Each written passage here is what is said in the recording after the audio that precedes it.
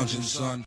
Welcome back to another episode of the Comic Lounge podcast, guys. I am your host, Dillbot Smashes the Clan, and with me, as always, Ryan dropkicks the clan because if you're gonna smash the clan, you might as well dropkick him, right?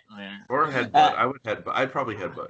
I would headbutt too. I do. I any acts of violence. I just don't know if I could lift my. I don't know if I could lift my leg. But anyways, in case you were wondering, where today's read is Superman Smashes the Klan by Luen and Gurihiru. Let's just jump right into it, and I'm just gonna take the lead on this. This might very well be my favorite Superman story.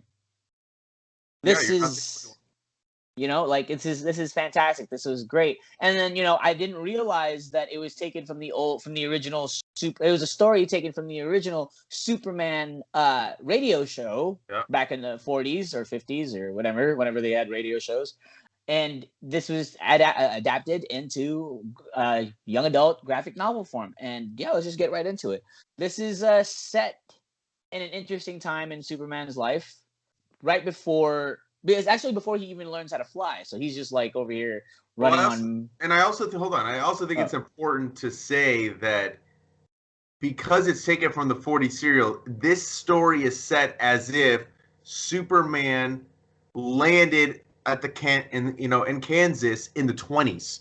So this is definitely like it's not set in modern time or whatever. It's not, you know what I mean? Like this is like set in the 40s. I wouldn't call it a period piece, but it's definitely, it's set in the past. Yeah. So, the actual main storyline takes place 1946, 2 years after the war has ended. And, we open up with a really fantastic thing where Superman is smashing a Nazi. He's punching, what's his name? Adam. Adam Man. Fucking Adam Man. Just freaking, the German equivalent of Iron Man with a big ass swastika on his chest. Yeah. Kind of similar to Metallo a little bit too. I don't know if Metallo was created back when the story was written. I feel like he wasn't. And maybe, maybe that inspired Metallo because he is powered by kryptonite. Yeah. And okay, this is cool too because this is also a social piece. This talks about, this the one of the main focuses of this family of this comic is an Asian family moves out of Chinatown and into the suburbs of Metropolis. Now they're always in Metropolis, but this, if any of you guys live in a big city where there is a Chinatown, you know that Chinatown and the rest of the city are two very different places, and this really really takes that into hold. What I really love about it is it's told from the perspective of two people. It's told from Clark's perspective and also little Chinese girl named Roberta. I love her. She's great. She's a great character, yeah, she's a great character. She's roughly around her preteens with her older brother who's in his teens, and I don't know, man. This is Tommy Lee though. Tommy Lee. Come on, dude. They should have changed it to a different name. Tommy Lee? All I say was Tommy Lee Jones. But I mean doesn't make a difference. The story is great. I like that it parallels between Clark feeling as an outsider, as an alien, right? Yeah. And because I've never understood this, how they call like people that are immigrants aliens. Like I never really understood that, in the country. Because, I saw that first with, my dad, who's from Israel, alien. I'm like, why the fuck are they calling him alien? It doesn't make sense to me. Because, you think alien, you think of a fucking, a little green man or whatever the fuck, when you're a kid. And, it's funny, too, because, I was a resident alien until I was 17. I didn't become an American citizen until I was 18. And, when they have the little green card, it's literally a green card that says resident alien. Yes, and and it's funny because it's growing up, there were certain things that I wasn't privy to because I wasn't an American citizen, and I remember one in particular. It was an 8th grade field trip, and it was to the Boeing plant, the old Boeing plant right there, right there on Victory and Canoga. Yeah, Well, yeah. yeah, which that's not there anymore, but no, I yeah, know. but like I literally couldn't go on that field trip because I had a resident alien card. What? Yeah, dude. That's crazy. Yeah. I didn't. I mean, first of all, I didn't know. Yeah. But that's crazy that they wouldn't let a fucking kid go on a field trip. Yeah. That's Yeah. nuts. I mean, yeah, like, but like, yeah, yeah, it's that's it. But but like it was crazy because like I mean I just didn't even go to school that day. Like I'm like everyone's going on a field trip. I'm not going to school. stay home, But read like comics. exactly. But like it's crazy because you know especially at that time. Keep in mind that like 1946. This is post internment camps. Post Right. all that craziness of like the Japanese internment camps on American soil, and it's crazy to see. I don't know, like growing up an Asian immigrant, my family always tried their best to assimilate, right? Always tried their best to assimilate and be as American as they could.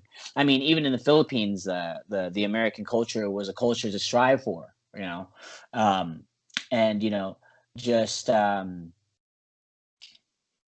just just like seeing the mom, how she's still having trouble speaking English, and how forceful the dad was over like making sure she spoke English to the kids. And it's just like this the separation of culture that was prevalent in those times, especially with people trying to assimilate. And then um especially like coming out of those communities, like if you have like an Asian family coming out of an Asian community into a predominantly white community, or like a Latino family doing that, or a Black family doing that, there's always this like this need and want to assimilate, to fit in, to be like everybody else there, as opposed to being themselves, right? Mm-hmm. Like you know it's just it's crazy. And like I feel like this comic captures that really well. It captures it in a very smart and presentable way. It's not like let's just get into it. Let's get into the Yeah, story. I mean, I'll just say, like, I mean, obviously, like, I don't experience this type of stuff, Yeah. right? I mean, I guess like the Jewish aspect of like, like, I mean, they even kind of talk of. There's like a small comment in here about like that Yeah. the one of the Klan's members makes about a Jew. Oh man, Yeah. there's Jews in heaven. You know what I mean? So like, obviously, like, I've kind of like understood like the prejudice type of stuff and the racist stuff and like the bigotry being Jewish, but what I really love about, and I love Gene Luen Yang. First off, let me just off top say that he's one of my favorite cartoonists in comic books. He's just such a great talent. And if you haven't read his work, I highly recommend you fix that. Dragon Hoops was one of my picks of 2020. Because I love basketball. American Born Chinese, which is what won him. He's a New York Times bestselling author from that book. Another flawless book. He's writing Batman Superman. He's writing Shang-Chi right now. He's written the new Superman, the Asian Superman that came out during was it Rebirth? I believe it was Rebirth, right? Yeah, it was Rebirth. It was Rebirth. They had their whole the whole Chinese Justice League. Right. So, there's he's done so much great stuff in comics. I'm sure there's some books I'm leaving out, and it's only because I haven't read them yet. But this book, he does it in a way, like the topics that he's touching on, he does in a way that's not preachy. He's definitely he handles it delicately. That's what I want to say. Like there's hatred and there's bigotry in this book, but it doesn't come off in a way that makes you like uncomfortable, like, oh my god, that's horrible. Like you're just like you're realizing what this is that time period, even though like it's very timely because this book came out prior to all the shit that's been going on over the past couple of years. I think 2019 is when this first dropped, the first issue. So yeah, I think coupled with the art, coupled with the fact that it is leaning more towards YA, but don't let that deter you either. Like I think that the YA genre is really anybody can pick up this book. You don't need to be of a certain age bracket to enjoy this. And I think that the YA genre in the general has really kind of captured that energy of like, no, anybody can pick this up and enjoy it. And I think that, like I said, that the Superman aspect of him being the ultimate immigrant, he's not from this planet, right? And he had to assimilate not just to a white culture or a specific culture, but human culture in general, you know? So like him paralleling that with Roberta and Tommy and the Lee family coming into this new suburb and dealing with this fucking the Klansmen, right? And I think it's just very it's just got so much heart, this story, and it has become one of my favorite Superman stories. My brother, Superman's his favorite character. He loved this book, and he like I'm like, you have to, I only read the first issue before waiting for the collection. I think it is one of the best Superman stories ever told. Yeah, and Luen Yang, timeless. like he just has a way of capturing what is at the heart of a character. I think you and I talked about this when we talked about Batman Superman, when we talked about his future state Batman Superman, how he encapsulates everything that is great about those characters or about whatever character he's writing and conveys it in a way that feels timeless, feels just like gets to the core and the heart of what the character is. And this book, I mean, it's nominated for an Eisner. I think that's one of the reasons we picked it. But I had long wanted to read this book with you because I think everybody needs to read this book. Any fan of comic books, if you are even like kind of a fan of Superman, like this is just the best. And keep in mind, I'm kind of a fan of Superman. I mean, over the years, my love for Superman has definitely grown. I will be the first to admit it. Like I think Superman is one of the greatest comic book, if not the greatest comic book character ever written. And you know, and it's stories like this. It's stories like this that make him so approachable, that makes him so easy to love and so understandably loved. You know what I mean? Yeah. Because, I mean, if you put together the building blocks of his character, you know, immigrant, raised in Kansas, raised by a nice, wholesome family, goes to the big city and does what he has to do, does what he feels is right, does because it is right, and truth, justice, the American way, all that stuff. And he's like, you know, Captain America and Superman, they are like they are the epitome of what superhero characters can be and should be, right? Yeah. And this story is proof of that.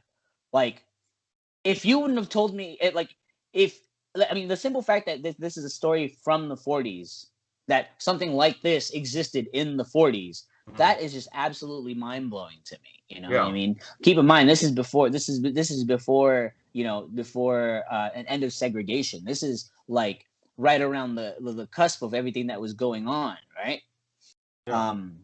Civil rights movement and stuff like that. That was all before that. But and you know, what really brings it to life is every single character in this story, they're so well portrayed.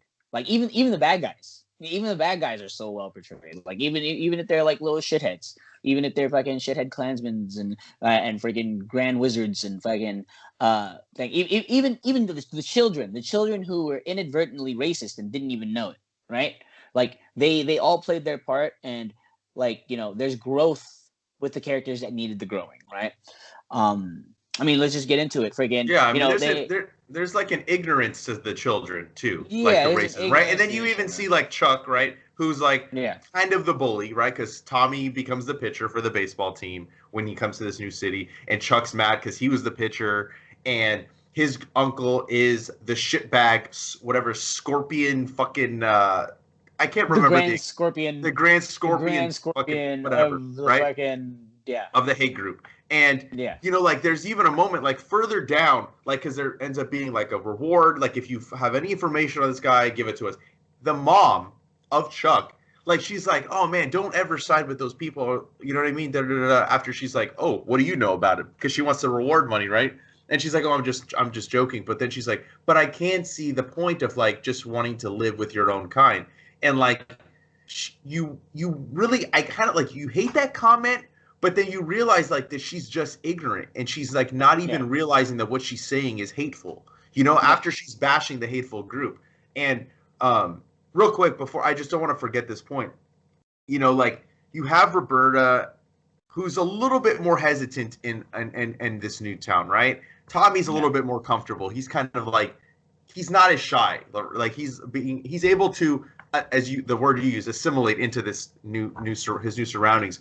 But you see that like a very humanized Superman because he still hasn't used all his abilities because of a fear of being different, of wanting to be like everybody else and be just a regular, quote unquote, regular guy, right? And that's where, like, you know, towards the end, like, you know, we'll get into more of the before, but I love when Roberta calls him out and is like, they almost died because you won't be your full self. You need to just be who you are. That's fucking powerful, dude. Like, this story to be able, a little girl to be able to tell Superman that you need to be yourself. Yeah, man. Like, and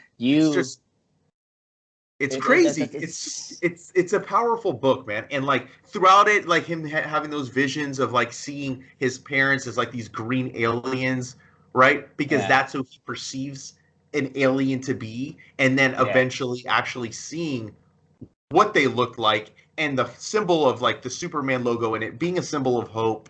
And you know, like there's just like we don't get a retread of the origin. How many Superman stories do you know, like these like one-off Superman stories where they don't fucking at some point in the beginning of the book retread you with the origin you already fucking know? You know what I mean? Like you don't. You're thrust into this story. You get a little bit of the origin like in the third book. But you know, I don't know. I had to say that because I just think that those pages, man, and there's more pages towards the end, and we'll get to that. But I didn't want to forget that moment with Roberta and Superman kind of calling him out, and just reminding him, and then us as readers, like it's okay to be who you are and be comfortable with who you are. You know, like just be your best self. That in and of itself is kind of the message, one of the messages that I got from this book. That's one of the messages that like I feel like Superman conveys all the time. Be your best self. You don't have to be a Superman. You just got to be the super you. Yeah. You know, like, and there's a line here is like, if well, I mean, if you have the opportunity to do good or to help someone, shouldn't you? Yeah. Like that's some powerful stuff here. Like, you know what I mean? And the thing is, it's like these are all basic common knowledge things that everybody should live by. You know, these are the examples that I feel that a character like Superman sets. You know, and you know, they're it's beautiful. It's beautiful. This book is absolutely fantastic, and it really conveys that right down to just like the interactions with the kids themselves, like all the kids, especially the kids, because a lot of that brought back a lot of memories just growing up, like as a kid, right? Especially like this book made me think about like a lot of things that like that stuck with me from my childhood. Like I remember a kid just being racist to an Asian kid and just saying all these fucking terrible things, and then like, you know, everybody else around him was laughing because they thought it was funny. I didn't think it was funny. Like I literally almost punched the kid, right, on the school bus. But then like, you know, the kid who was getting made fun of, he's like, don't worry about it, man. They just don't even know. Like they don't know what they're saying. Like, and then I'm thinking about that now as an adult. Like, man, that kid was fucking onto something. That kid was fucking profound up here. He had just such a crazy understanding of people. And then flash forward, this guy is literally working at a university doing behavioral science. I'm like, yeah, good for you, Andy. Yeah, that's true. Like, good for you, dog. Like, and then, you know, it's just like that I feel like I'm not saying people who don't experience this are at a disadvantage, but I feel like people who experience it and come out better, just better people because of it. Those are the people who like really who are really something else, something special. You know what I mean? And you know, like that. I mean that by the end of the story, like we see what happens to Tommy and Roberta and like what goes on with them and how their story ends in this particular book. But like just the growth between those two characters and the kids around them, because what are these crazy, because like, you know, growing up Filipino, everyone assumed like, you know, I'm like, oh, I'm Chinese, like, you know, so you know, like I like kids will call me Chinese, kids will call me like, you know, all sorts of little low key little friggin' racist things, but I feel like these are just kids being ignorant and not knowing, and like you know, yeah, like growing up as a kid, like I kind of feel for Tommy, because I feel like I was kind of like Tommy. I would take my Asianness and turn it into a joke. I'd take any kind of insult thrown at me and turn it into a joke. That's like kind of that's just kind of like, you know, the clapback mentality. That's kind of like the mentality we grew up with, right? Like nobody can make fun of you if you make fun of yourself first, and you know what I mean. You know, like, you know, and like I see now how toxic that is. Like you know what I mean. I Yeah. see now how toxic that is. But also, I'm not going off and saying like, you know, like to any of our younger audience, like go out and if someone insults you, fucking punch them in the face. Don't do that. But just know that all these things like come from a place of ignorance, come from a place of not knowing. Like, oh, and it could come from any race, not just like, you know, white people, or not just like, you know, it could come from anybody, because I got made fun of by everybody. like like I like for the longest time in elementary school, I felt like I was the only Asian kid in the class. Like, you know what I mean? Like this fucking sucks. It's this is weird. I have this great connection to this story. Like this one really resonated with me in very different ways. But you know, circling back at those times, what sucked is and it was probably true that predominantly white neighborhoods, once neighborhoods started becoming integrated and more people started moving, more people of color started moving in, like I felt like there was that unsettling like group of people that were like, no, they're ruining our nation, they're ruining our communities, they're infiltrating our police force, they're doing this, they're doing that, like the purity of our country and our neighborhoods and our children's safety are at risk. And like, you know, like in the 40s, like I feel like that was a rampant thing, you know. I mean, if you even go back in the news headlines or like any of this, any of that, like as soon as integration started happening in these communities, that's when these communities started becoming like little mini war zones. Yeah. You know, and to live through that, like luckily, like you and I, we never had to experience that. We never had to experience like war zones like that. We haven't experienced war zones, but at the same time, you know, and I know you agree with me, like there's still a lot of fucking like, still a lot of bigotry, still a lot of hatred, and I think that became prevalent over the last 4 years with the last regime that, you know, like the last president we had, kind of made it to a large sect of this country, made it seem like, oh, it's okay to be that way. It's okay to be that way. And it's not at all, you know, and like I think that, and maybe that's why this book came out when it did. You know, maybe that's why Gene Luen Yang decided to kind of adapt this story, because like I haven't heard of the old stories being adapted before. And what a perfect story and what a perfect title. Superman Smashes the Klan. Like that title alone should make you want to pick it up. Who doesn't love seeing a Nazi get punched out? I do. You know what I mean?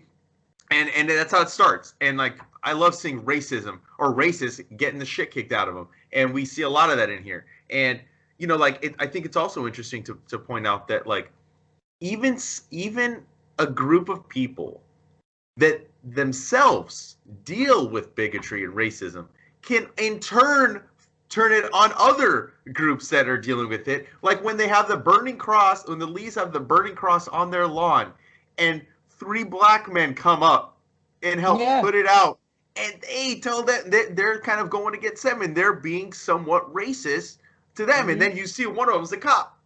You know what I mean? Like he's like, "Oh my god, I'm sorry." Yeah. So that's another thing that I think is kind of interesting that, you know, is in here, because even people that deal with racism themselves can just as easily in turn dish it out to other people. And you know, I think that it's a huge problem. I think not just in our country, but in the world, that you know, like people need to realize that, you know, we shouldn't divide ourselves by one race. We are all one. Like we are one. You know what I mean? We're all human beings. We're all living on this planet. We need, like, we need to peacefully coexist and not try to divide each other based on our religious beliefs, the color of our skin, our sexual orientation, like all that shit, dude. I just think and that's why I think it's books such a like this are, non-important yeah. thing. Like it's such a non-important thing. And Like hey, and he talks about it in here when like you realize the head of the Klan is like, it's not about like hating race. yeah, We got to get rid of Superman. You know what I mean? Like that's who we. That's so. It's like I thought that was kind of interesting. Like he brings it back home to where it becomes not wholly about race. It's about no, we got to get rid of Superman because he is the ultimate like alien to us, and we have to get rid of him. We can't let him ruin us. And yeah, I just thought that was also another interesting point of the book. yeah. No, it's just some fantastic stuff, dude. This is class A writing. This is and the fact that like something that you would think would be this heavy isn't like I'm not saying that isn't heavy, but it's executed in such a way that it has the YA stamp on it, and I feel like that's an important thing. Like you like I mean, damn. Circling back to me having a kid again, like me and my wife talk about this, right? Like we're gonna have a mixed baby. And we don't know what it's gonna look like. Like if it's gonna look more Asian, if it's gonna look more white, if it's gonna look like somewhere in between, like, or if it's gonna be like me, like I'm Filipino, but I get mistaken for Hispanic all the time, all the time, all the time. And it doesn't help the fact that like I actually do speak Spanish, but that's because of the kitchen. But that's neither here nor there. But like you know what I mean? Like how do you approach children and talk about racism with children like nowadays, especially with everything that's going on with the world? Like you legitimately have to sit there and have these conversations with your kids. You know what I mean? And like I don't know what better way to do it than with a comic book. Yeah, you Like just do this. You go to your son, and you're yeah, just like, here, read this real quick. You know what I yeah. mean? Like, Daddy, what's the Klan? yeah. Uh, But I think that what I do think that while we still have this older generation that continues to influence a certain aspect of the younger generation and continues to push the hatred and racism, I do feel like more and more it's gonna get filtered out, right? Like I oh yeah, think absolutely, I feel 100%. like we deal with it a little bit less where we live because we live in a Yeah, more progressive fucking state. Like we live in LA, which is like a yeah, melting pot of so many different kinds of cultures, right? So I feel like yeah. it's not like, let's say, the South where you still see places the Confederate flag is fucking raised, which blows my fucking mind. Flying high. Like you guys realize you lost, right? You You know what I mean? lost. Like why are you promoting that? Like Yeah, the Confederacy existed for 4 or 5 years and they lost. And like they're still raising it high. I'm very proud of it. The gay pride flag has been around for like 10 plus years, and they have a problem with it. it's First just off, you guys suck. Like you guys are fucking trash. Like you guys are so trash. yeah. Like anyway, I digress. Go read this book. Yes, and Go. hey, and we've talked a lot about story. We've talked a lot about Gene Luen Yang's writing, but let me really give some high praise to Gurihiru. I Yeah. love his art. His art is phenomenal. He's been doing some Marvel stuff where he paired up with Mariko Tamaki. I think he did I think it's Spider-Man Venom Double Trouble with her, and then he's doing a Thor Loki book.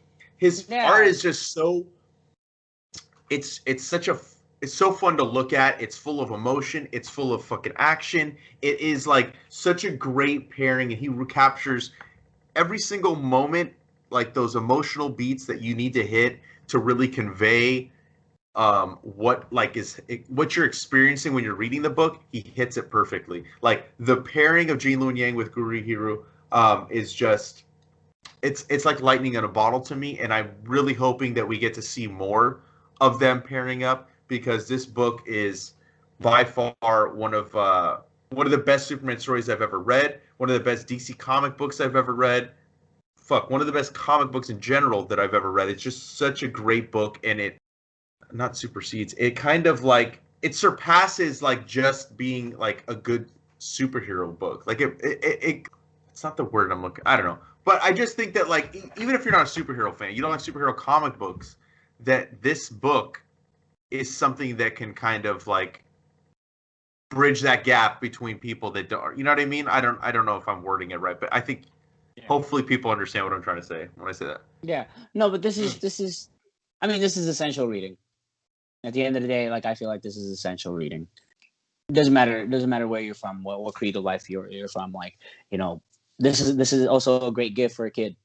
Like this is something that any like you said, anybody can enjoy. Anybody can sit and like really appreciate. Old fans, new fans, young fans. This teaches a level of tolerance and acceptance that doesn't feel preachy, that doesn't feel like it's ramming it down your throat, but it portrays it in a way that, you know, you could appreciate as a comic book fan and as just a literary fan. You know, like this is really well written. This is a great adaptation of a story that, damn, like I can't believe that a story like this existed back then. Like I know, it's crazy. I'm still I like, you know, I'm still like it makes me kind of like want to go see if I can find it and listen to it. You know what I mean? Yeah. I mean, obviously, I'm sure that he added a lot more into it, and he probably changed some stuff. But yes, I mean, it is.